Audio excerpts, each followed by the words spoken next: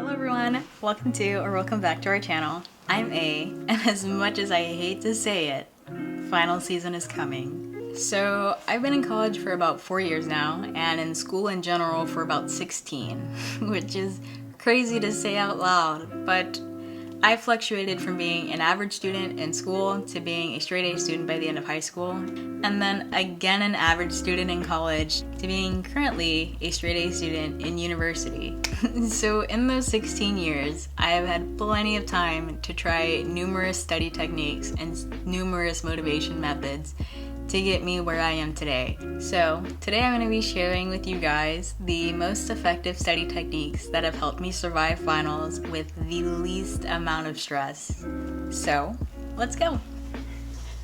Okay, so my first tip is to always have a plan. So your plan is essentially your study plan. So what I like to do is I like to take a sticky note and I write down everything that needs to be done. So like assignments, projects, and then like study topics, all on the sticky note. And the good thing about the sticky note is it's small in size, so you can't overwork yourself. You want to limit yourself to one page, especially if you're watching this like a week before your finals. Keep it to one sticky note. So there's two pros to this. You are lifting the weight off your head because you're not worried about what you need to do on what day and how many days you have left and how you're supposed to space everything out. And the second thing, sometimes you overestimate the amount of work you have to do if you keep it in your head, but when you see it spaced out over a given period of time, sometimes it really doesn't seem like it's all that much, especially if you take it day by day. Now, another thing to take into consideration is you always want to have what I call my buffer day. So this is the day that you want to use in case shit happens, because we all know it does. Sometimes, there's a family emergency. Sometimes you just need a mental health break. Either way, you have an extra day so that when you plan everything out and things don't go to plan, you have that extra day to fall back on. And even if you do everything as scheduled, you have a day off. So it's a win-win for me. So for this specific tip, I have used Notion, Apple Calendar, and a physical planner. It kind of varies. Each of them have their pros and cons. This year I found a really good planner, so I've been using a physical planner, and maybe eventually I can transfer something like this onto my tablet so that I can have a digital version.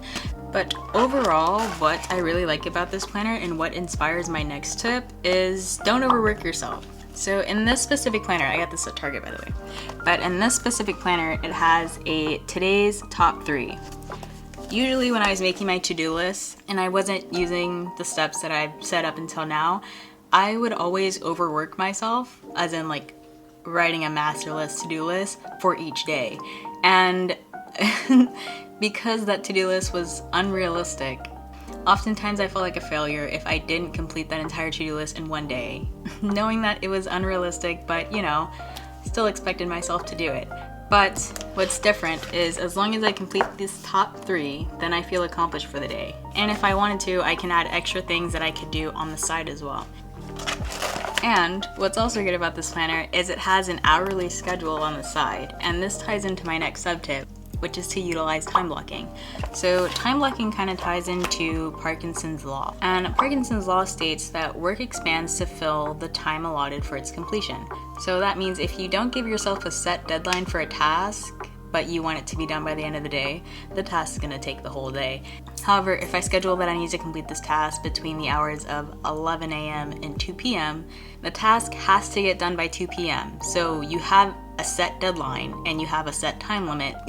So now you've allotted those 11, 12, 1, 2, 3 hours for that specific task instead of the whole day. And it's a lot more efficient because I notice that I zone out a lot when I don't have a specific time deadline for tasks than when I do.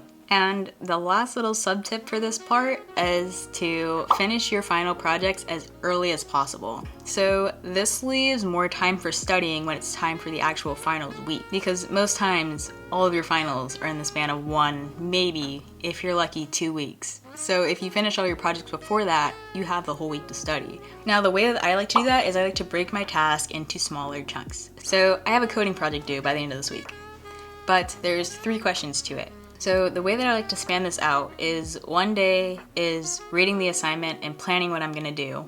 The second day would be doing part 1 of that assignment. Third day is part 2, and fourth day is part 5. And fourth day is part 3. And then a day right before it's due, which is how that specific thing was placed out, I had an extra day to debug, because if you are a computer science student, you know that debugging typically takes the longest time, so you want to leave that buffer just in case. And then I submitted it early, so it was great. It worked out. I was not stressed, and this is a tactic that I started last finals, which was probably the least amount of stress on my mental, even though it was my hardest finals. So anyways, what I was trying to say is break up your bigger tasks into smaller ones so they seem less intimidating and you get more done and you're a little bit more efficient. Okay, so my next tip, and definitely my favorite tip, is always have the study snack. When I'm doing like a long study day, I typically don't eat in the middle of that because there's no guarantee that I'm gonna go eat, come back, and have the same level of focus that I had right before I left. So the way that I mediate that is I always have snacks next to me, because even if I'm not hungry at the moment, if I just keep an open bag of chips next to me, I subconsciously, it's probably because I'm greedy, but I'll subconsciously just eat the chips as I'm studying or doing my assignment, so that I know that I'm at least eating something while I'm studying. And then of course, make sure you're eating full meals before and after if you're gonna use this method. And then on that same note, make sure you always have water. So I like to keep a Stanley that I fill up before I start my study session, and the goal is to finish it by the end of it. So I know that I drink, 30 ounces? Yeah, that I drink at least 30 ounces that day. So my third tip for surviving final season is to find a study method that works best for you. Pretty much whatever helps you learn is what you want to utilize. So for me personally, I use mind maps, the blurting method, and active recall. Those are the three that works best for me because they're memory and brain based, if that makes sense. That's the only way I know how to put it into words of what I'm thinking of. So the process that I use when specifically studying for finals is I use all three of these together. So I like to go back to every lecture and use those three methods. So first, it's in the format of a mind map. So I write the overarching topic in the middle. And then I'm gonna write down everything that I remember about that topic around that topic.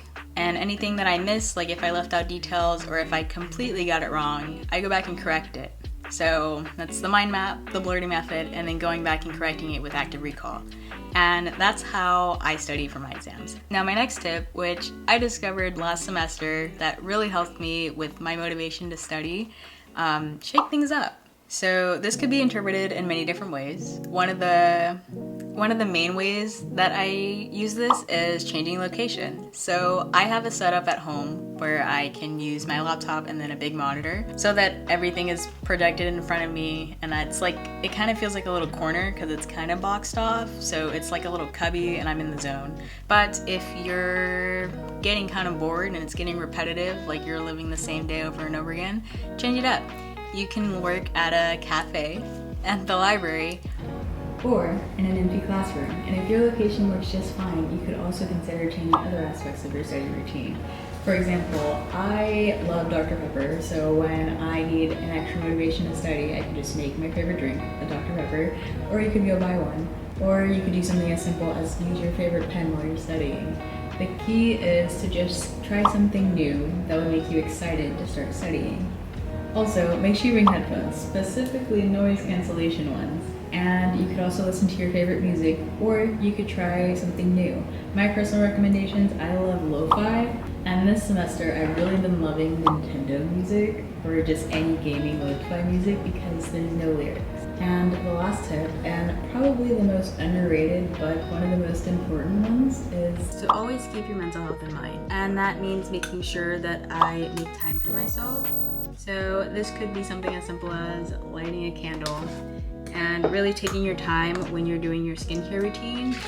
Pretty much what I'm trying to say is whatever helps you relax and de-stress, make time for it. So this goes into when you're planning out your day, make sure you're planning time to have to yourself and it's not overwhelmed or it's not being interfered with anything related to school or work. It's just you time, it's personal time.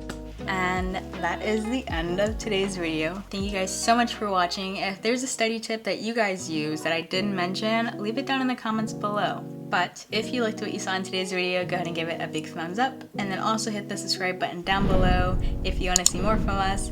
And that's it. Thank you guys so much for watching. I will see you in the next one. Bye!